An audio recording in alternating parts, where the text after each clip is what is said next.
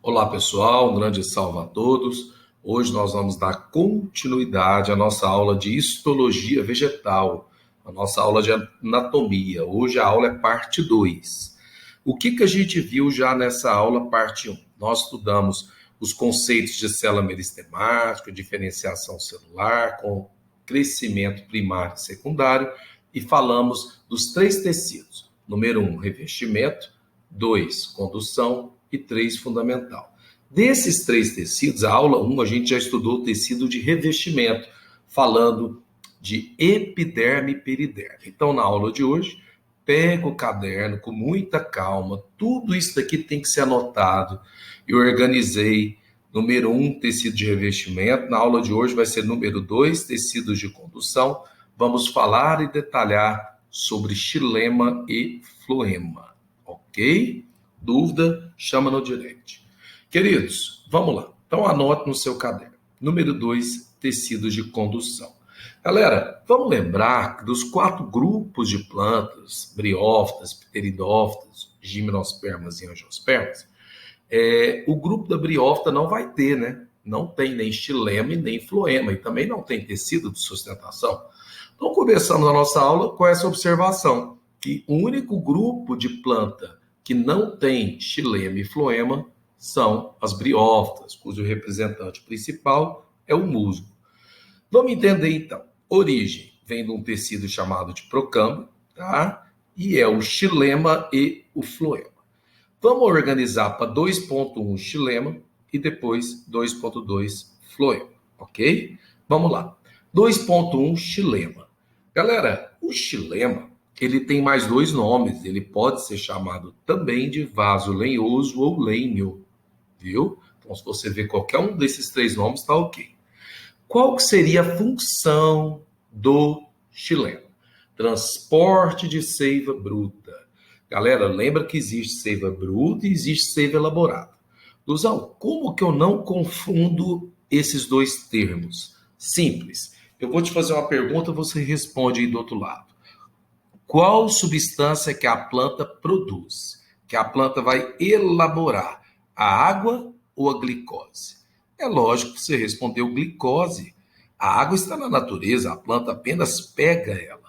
Então lembra que a seiva elaborada é algo que a planta elaborou.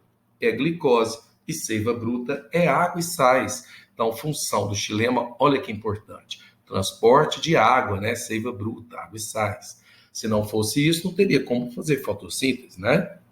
Se não fosse pegar água. A pessoa briófita não tem. Como é que ela faz? Ela transporta água lentamente de célula por célula. Vamos entender as características desse vaso, desse tecido? Vamos lá. Ele é um tecido morto. Como assim? Ele é morto, galera. A sua célula tem que ser morta justamente para ela ficar oca por dentro. Imagina se você tem um caninho onde você quer que passa água.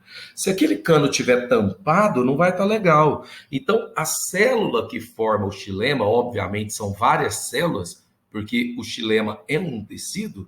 Imagina, tem uma célulazinha em cima da outra, mas essas células são oca por dentro. Não tem DNA, não tem núcleo, não tem retículo, não tem nada, não tem organelas. Para quê? Para passar a seiva. E por que ela é oca? Porque ela está morta. Vamos lembrar que no tecido de revestimento, você aprendeu que Suber também era um tecido morto. Por que o Suber era um tecido morto? O Suber, a substância que impregna em volta da parede celular que forma o Suber, é a suberina. E aqui não. Aqui o tecido xilema é morto porque a célula que forma ele recebe a lignina, que da mesma forma da suberina vai deixar a parede celular impermeável. Ou seja, recapitulando, tanto a suberina que mata o suber, como a lignina que mata o xilema, que você vai aprender na aula parte 3, que mata também o esclerênquima, calma, vamos com calma nessa hora, tanto a suberina como a lignina, ela deixa a parede celular impermeável. E a partir do momento que a parede fica impermeável, não entra nada, não sai nada, não entra oxigênio, não entra glicose, não entra alimento, e a célula morre. Devido a ela ser morta, o xilema é um vaso duro, por isso que ele também auxilia na sustentação. Ele não é tecido de sustentação, ele vai apenas auxiliar, ok? Então, xilema transporta a seiva bruta, característica. É um tecido morto, porque ele recebe lignina na célula, né? Possui células ocas para passar a seiva e auxilia na sustentação, ok? Bom, quais são os dois tipos de células que formam o xilema? Letra A, traqueídes, anota aí, e letra B, elemento de vaso traqueático. Qual que é a diferença? As duas vão ser célula morta e oca, olha aqui. As duas recebem lignina, sim. Agora, o traqueíde, a água vai passar por pontuações. É como se fosse um caninho furadinho. Já o elemento de vaso traqueático, longitudinalmente, ele é totalmente perfurado. Professor, como assim? Pausa e anota isso aí, que eu vou te mostrar o desenho. Ó, olha como é que é o elemento de vaso traqueático. Longitudinalmente, ele é totalmente perfurado. Olha o microscópio eletrônico mostrando. Então, a água passa aqui. Obviamente, esse é apenas uma célula que forma o xilema. O xilema é um tecido. Imagine várias células dessa, uma sobre a outra, formando literalmente uma linha, um cano, né? Uma estrutura condutora. Aqui do lado, nós temos já os traqueídeos. Os traqueídeos, eles possuem pontuações por onde passam. Olha aqui é um traqueídeo, aqui é outro. Olha as pontuações. Vou te mostrar em outro desenho. Olha só.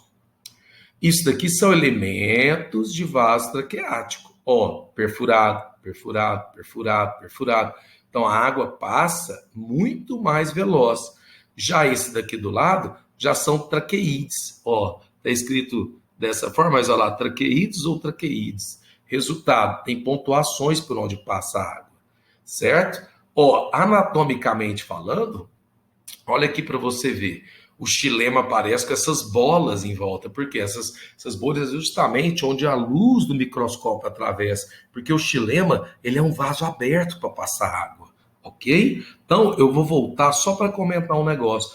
Alguns autores falam que, por exemplo, pteridófitas e as angiospermas classificadas como monocotiledôneas vão ter traqueídeos. Professor, o que é isso, monodicotiledônia? O grupo mais evoluído das angiospermas, ele é classificado em monocotiledônia e dicotiledônia. Vamos ver isso ainda, fica tranquilo. Por enquanto, anota que traqueíde é o mais comum em pteridófita e monocotiledônia, que é um grupo de angiosperma, e os elementos de vaso traqueático, a água passa mais rápido, porque ele é perfurado, é típico de gimnosperma e também das angiospermas classificadas como dicotiledônia, ok? Vamos para frente, então. Galera, vamos falar um pouquinho agora do floema.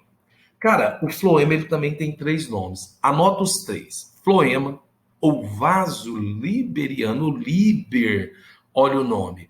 Lembra que eu comentei quais os 2 tipos de seivas nós temos? Seiva bruta, água e sais, e a seiva o que? Lê para mim. Elaborada, cuja base dela é a glicose, é o alimento produzido na fotossíntese.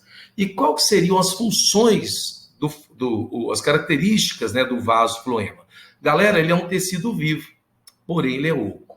Professor, como é que eu posso ter uma célula que é oca por dentro, que não tem núcleo, que não tem organelas, e ela ser viva? Com muita calma, presta atenção. Essa célula, galera, ela tem que passar a substância, ela tem que ser oca. Mas ela consegue ser viva e não ter nada internamente, porque na lateral dela, olha aqui o desenho no mouse, tem a famosa célula companheira. Essa célula companheira, a função dela, coloquei, função da célula companheira, é nutrir o floema. Entendi. Então, recapitulando, essa célula aqui é a célula que forma o floema. Então, quando você põe uma dessa, outra em cima, você forma o vaso condutor, que é o tecido chamado floema. O floema possui essa célula que é chamada de elemento de tubo crivado. Você vai ver no próximo slide.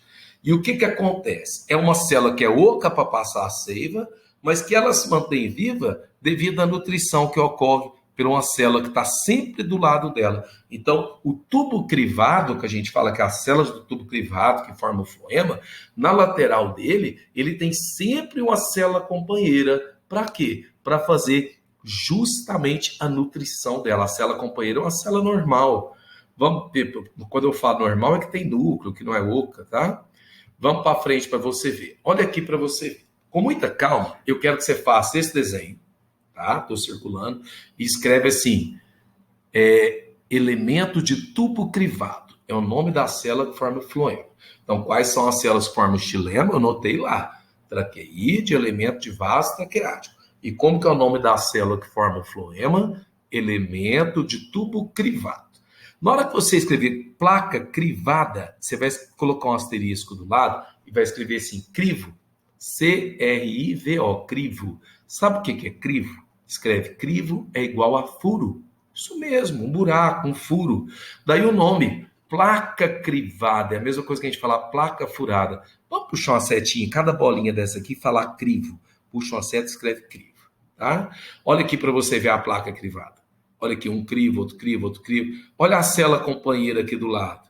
Tá vendo que ela tem núcleo? Então, a célula companheira está alimentando essa célula aqui.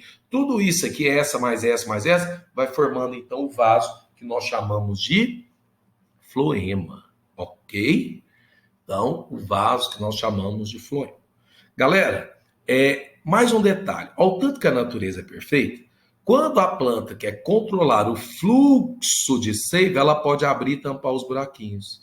Imagine que eu tenho uma placa crivada com 10 furos, com 10 crivos, com 10 buraquinhos. Se eu tampar 5, você concorda que o fluxo de seiva vai diminuir? É isso que acontece. Olha só, a placa crivada, ela parece justamente isso. Os crivos acontece que a planta pode depositar, anota aí, calose. A calose é um polissacarídeo estrutural, é um carboidrato. Ele serve para tampar os crivos. Então, se eu tenho 10 crivos numa placa e eu tampo 5, com certeza o fluxo vai diminuir.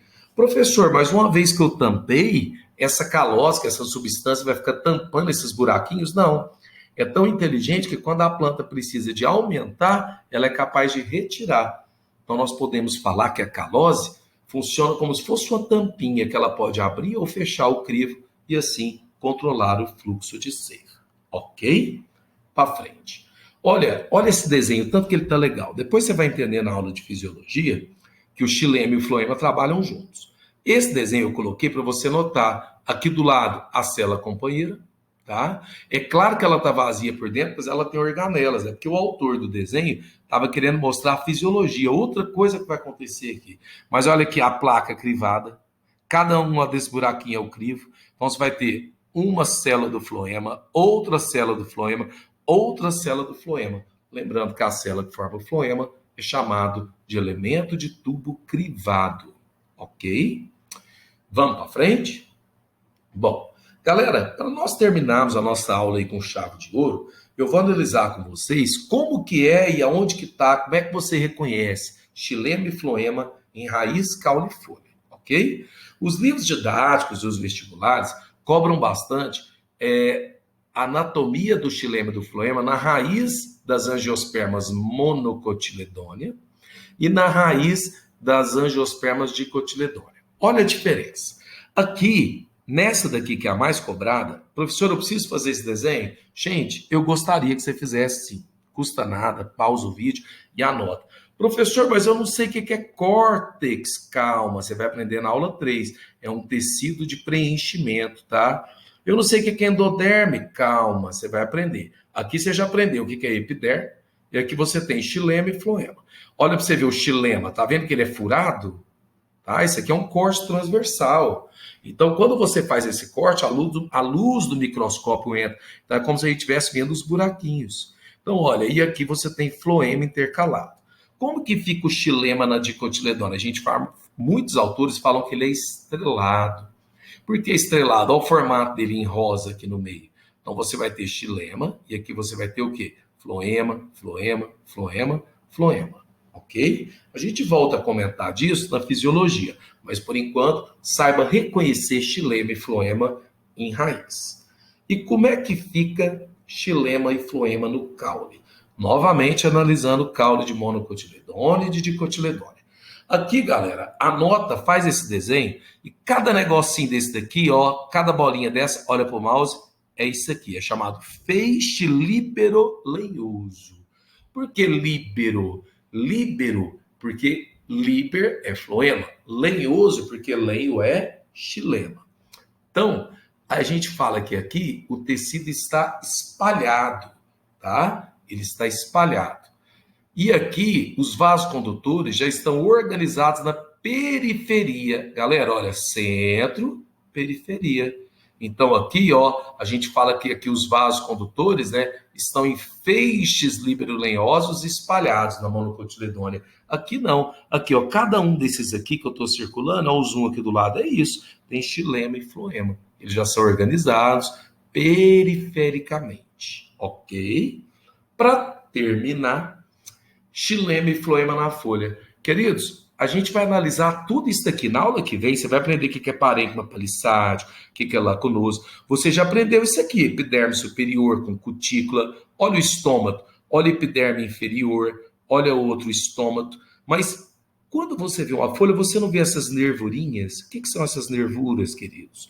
São os vasos condutores. Olha aqui ele por dentro. Ele tem uma bainha de tecido de sustentação aqui, tá? Vai aprender na aula que vem. Isso aqui é chamado bainha de nervura, é uma bainha de esclerênquima, tá? Para dar sustentação ao xilema e floema. E aqui dentro eu vou ter xilema, que normalmente é voltado para a epiderme superior, aqui epiderme superior, e o floema normalmente voltado para a epiderme inferior, ok? Eu falo isso que essa é uma folha tradicional. Tem folha que não segue esse padrão. Queridos, então obrigado, tá? Uma aula cheia de detalhes. Volte, tire suas dúvidas e anote tudo.